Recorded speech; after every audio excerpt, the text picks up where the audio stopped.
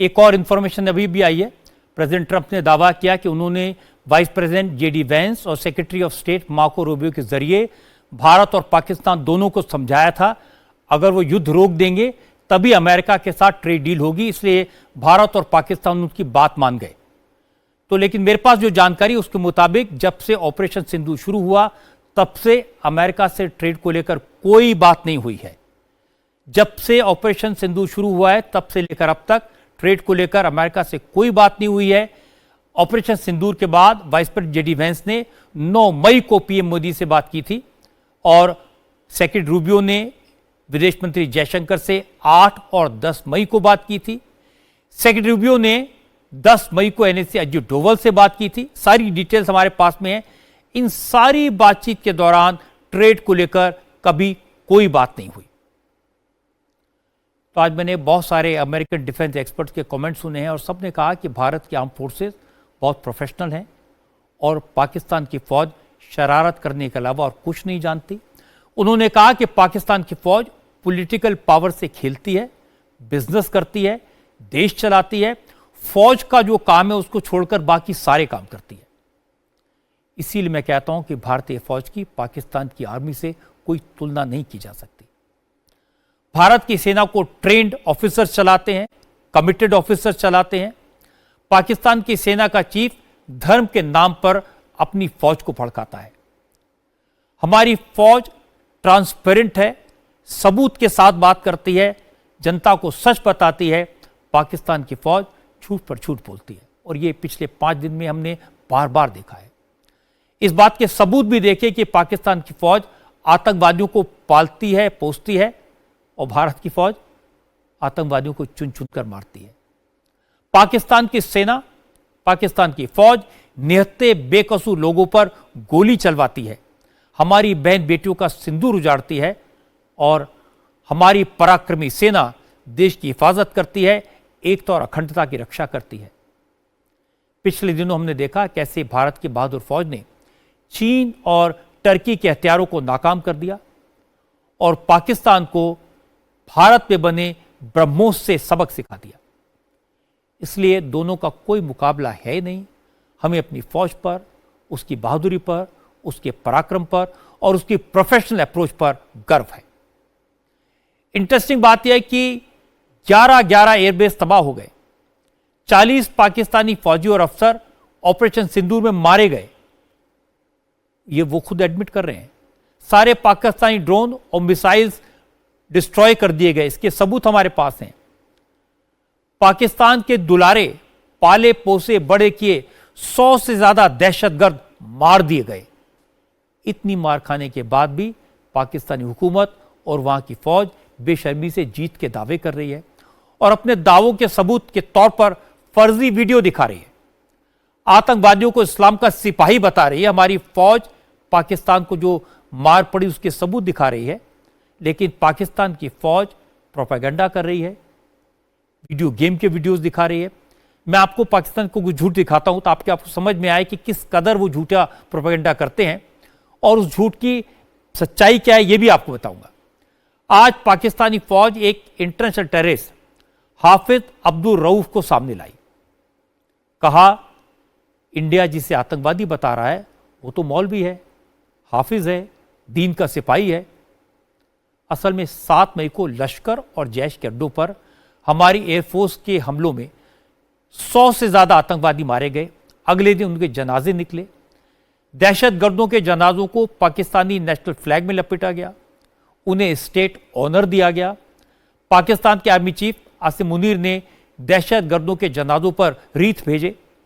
सेना के अफसर जनाजे की नमाज में शामिल हुए और नोट करने वाली बात यह थी कि मुरीदके में मारे गए लश्कर के आतंकवादियों के जनाजे पर फातिहा ग्लोबल टेररिस्ट अब्दुल रऊफ से पढ़वाया गया।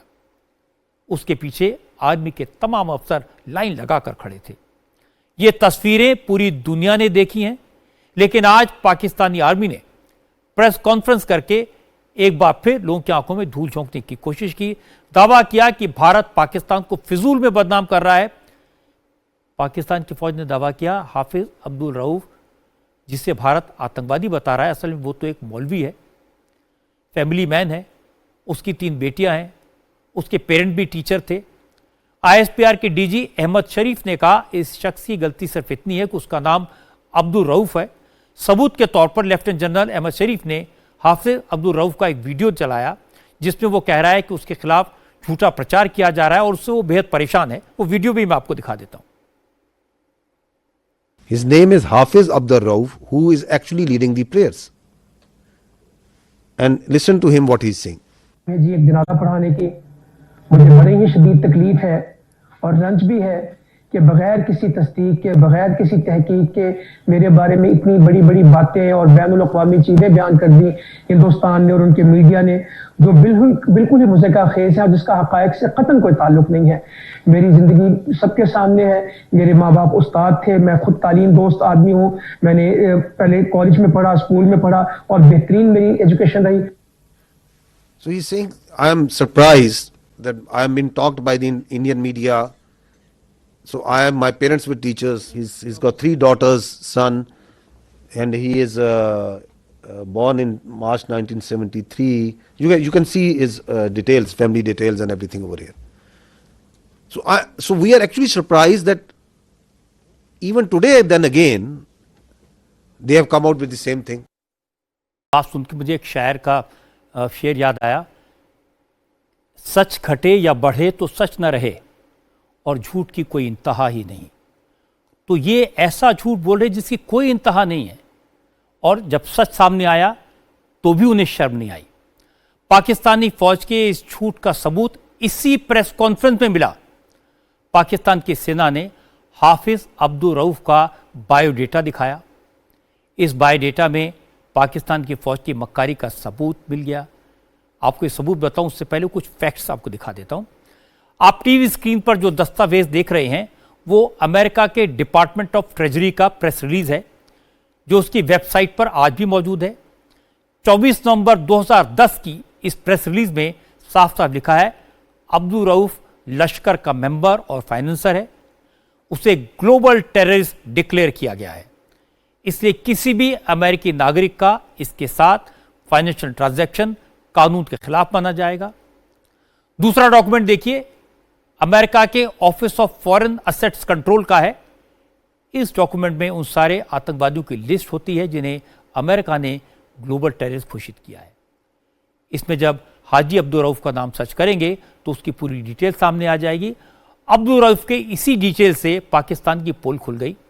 स्क्रीन पर आपको 2 डॉक्यूमेंट दिखाई दे रहे हैं। एक तरफ उस अब्दुल रऊफ की डिटेल है जो पाकिस्तानी फौज ने अपनी प्रेस कॉन्फ्रेंस में दिखाई, उसे निर्दोष बताया।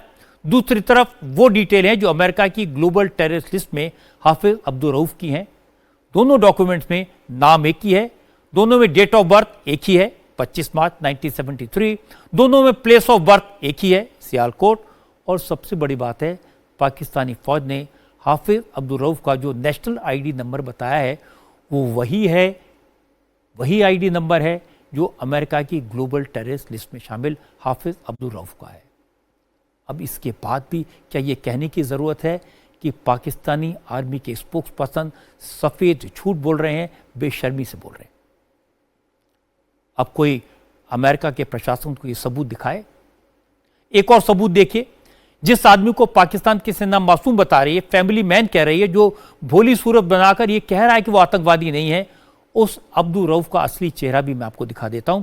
लश्कर के आतंकवादी भारत के खिलाफ जहर उगलता है, दहशतगर्दों की भर्ती करता है और आतंकवादी हमलों के लिए फंड इकट्ठा करता है और पाकिस्तान में घूम घूम पर जहरीली तकरीरों के जरिए नौजवानों को मौत के रास्ते पर भेजता है।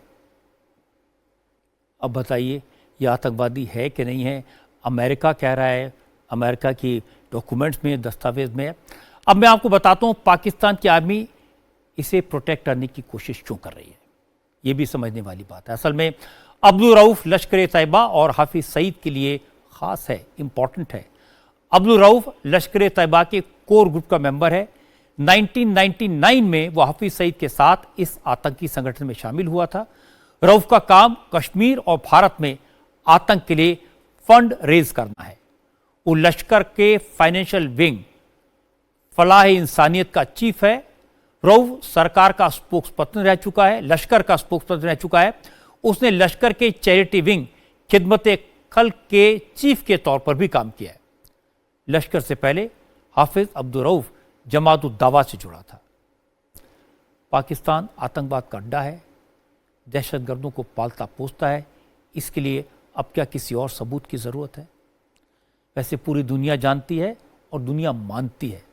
पाकिस्तान के रक्षा मंत्री भी कह चुके कि पाकिस्तान पिछले 30 साल से टेरर कैंप चला रहा है, 30 साल से दहशतगर्दों को पाल पोस रहा है। इसलिए पाकिस्तानी सेना के प्रवक्ता आतंकवादी को इस्लाम का सिपाही बताकर पेश करें तो कोई बड़ी बात